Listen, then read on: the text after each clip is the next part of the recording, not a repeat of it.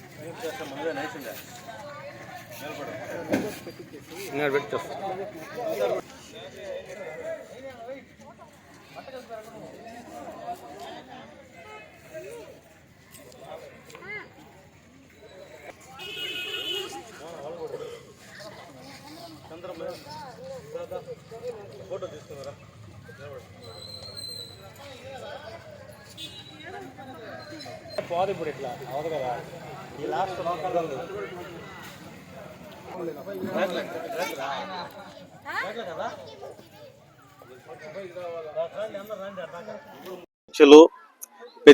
ప్రతి సంవత్సరం సంక్రాంతికి కనుమ రోజు 15 సంవత్సరాల నుంచి ముగ్గుల పోటీలు ఈ దొరతోపు కాలనీలో నిర్వహిస్తున్నాము.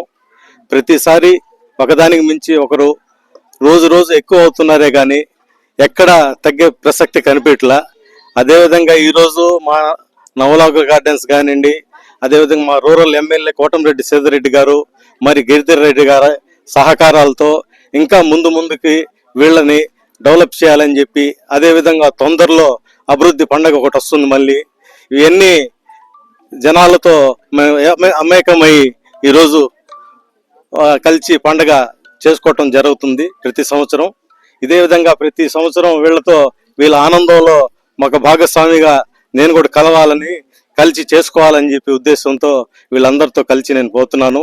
అదేవిధంగా ఇక్కడ ఎంతోమంది మనకి ముగ్గులు వేసిన ప్రతి ఒక్కరికి వీళ్ళకి ప్రైజ్ డిస్ట్రిబ్యూషన్ కూడా జరుగుతూ ఉంది.